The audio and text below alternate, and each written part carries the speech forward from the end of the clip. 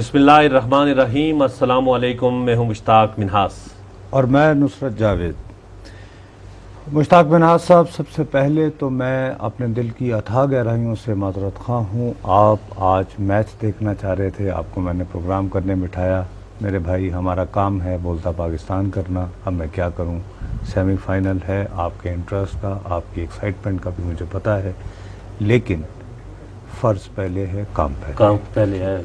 ठीक है, मैच भी अल्लाह करे पाकिस्तान जीत जाए तो अल्लाह करे मेरी, क्योंकि वरना आपको जो डिप्रेशन होगा 2-3 दिन इस प्रोग्राम के दौरान, तो वो तो मैं भुगतूंगा। इसलिए बेहतर ये है मेरे अपने बोलता पाकिस्तान के इंटरेस्ट में ये है कि पाकिस्तान जीत जाए। वैसे उसको जीतना चाहिए, लेकिन ज़्यादा अब तो पर्सनल इंटरेस्ट वो है। बस कामरान अकमल जो है, जो आउट हुआ है ना, उसका थोड़ा सा है प्रॉब्लम, दुख है, मुझे भी थोड़ा सा टेंशन भी है।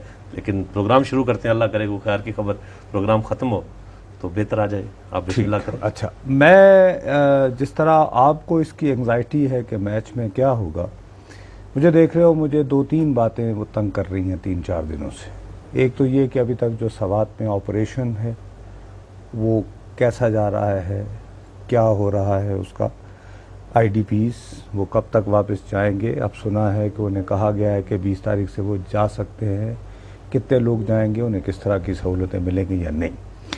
अभी इस मसले के गोरख धंधे में हम इन्वॉल्व हैं ही, तो बात चल रही है कि जनूबी वज़ीरिस्तान में भी फाइनली एक मरहले की तैयारी हो रही है मसूद एरिया में। और इस सिलसिले में ख़ास तौर पर क़ारी ज़ैनुद्दीन महसूद और तुर्किस्तान भटनी साहब, जो एक ज़माने में लोगों के साथ थे, अब अलग होकर उसके ख़िलाफ़ बहुत क्रिटिकल स्टेटमेंट्स भी दे रहे हैं। तो इसलिए समझना चाहिए क्या ये शायद वो बिल्डअप है, क्या वाकई ऑपरेशन की तरफ जा रहे हैं, और अगर ये ऑपरेशन की तरफ जा रहे हैं तो इसके पॉसिबल कॉन्सिक्वेंसेस क्या होंगे, क्या IDPs उसी तरह सवात की तरह, वगैरह वगैरह। इस सिलसिले में ख़ास तौर पर चूँकि साफ बात है कि ये स्पेशलाइजेशन का दौर है, बजाय इसके कि हम इधर बैठ के चीन जापान की बातें करें। असद मुनीर साहब हमारे साथ, मैंने उनसे रिक्वेस्ट की, बड़ी मेहरबानी, उन्होंने हमें ज्वाइन किया है, हमारे साथ होंगे वो थ्रू आउट, कम से कम इस सेक्शन में प्रोग्राम निगार हैं, ब्रिगेडियर रिटायर्ड हैं और उन्हें फील्ड का बहुत तजुर्बा है इसमें, और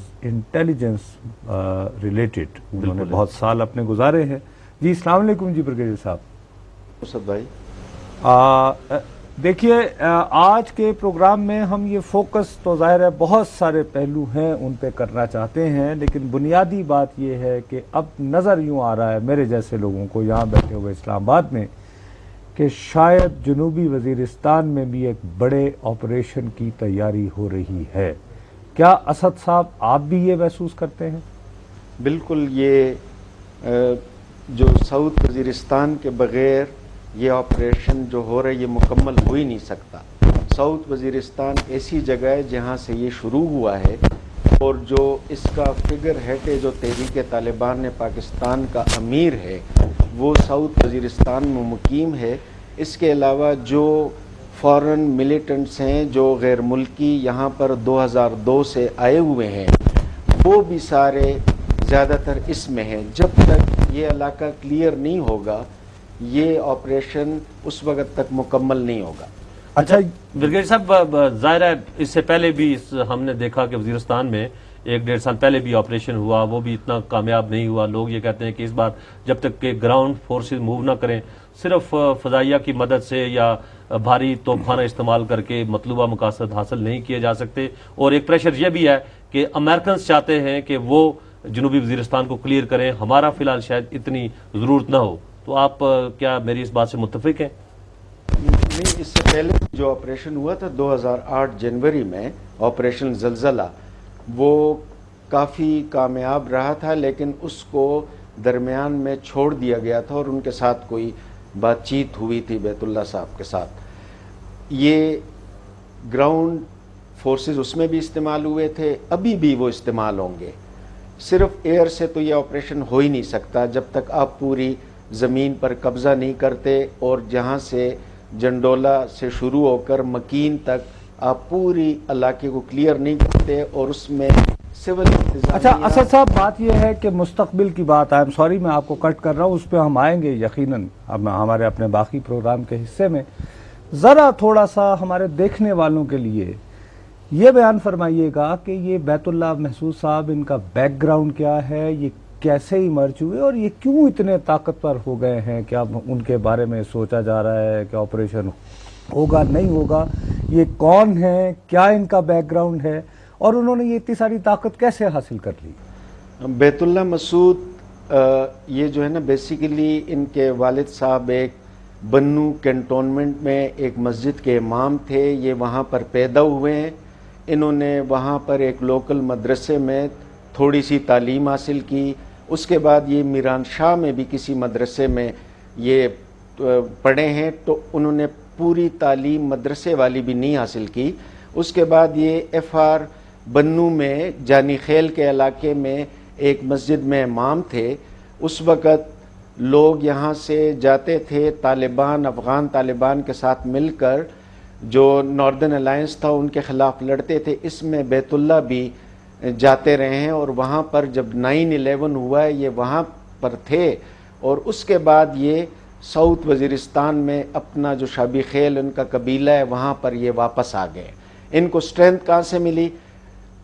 اصل میں لیڈر وہاں پر جو تھے وہ عبداللہ مسعود تھے۔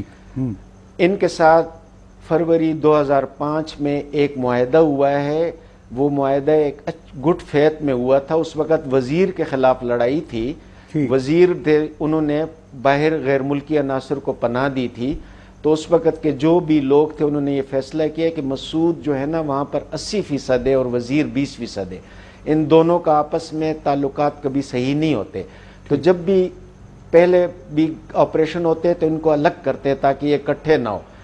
ان کے ساتھ جب معاہدہ ہوا 2005 میں، بیسیکلی یہ تھا کہ انہوں نے اکراس جا کر ٹیررسٹ ایکٹیویٹی نہیں کرنی، تو 2005 سے لے کر 2007 کے اس ٹائم کے دوران انہوں نے اپنے آپ کو مضبوط کیا، اور یہ طالبانائزیشن جو ہے نا یہ ایک اٹریکٹیو چیز ہے ایک 16 سال کے مسعود لڑکے کے لیے، کہ وہ گورنمنٹ کا ملازم نہیں ہے اور وہ ایک چیک پوسٹ پہ کھڑا ہے اور وہ لوگوں کو اتار رہا ہے گاڑی سے، بیریئر لگاتا ہے، سزائیں دیتا ہے، تو اس کی اسٹرینتھ بڑھتی گئی۔ نہیں لیکن وہ یہ ہے کہ وہ جو بچہ ہے اسد صاحب، 16 سال کا بچہ، ٹھیک ہے وہ پاور انجوائے کر رہا ہے، اس کو مزہ آتا ہوگا اس بات کا، اس کے ہاتھ میں بندوق ہے، لوگوں کو چیک کر رہا ہے، وہ ایک امپاورمنٹ محسوس کر رہا ہے، لیکن کتنا بھی چھوٹے سے چھوٹا بھی سیٹ اپ ہو تو اس کے لیے اسد صاحب کچھ نہ کچھ ماہوار تنخواہ، کوئی انکم، تو کوئی نہ کوئی پیسہ ویسا تو کہیں سے تو چاہیے ہوتا ہے نا جی۔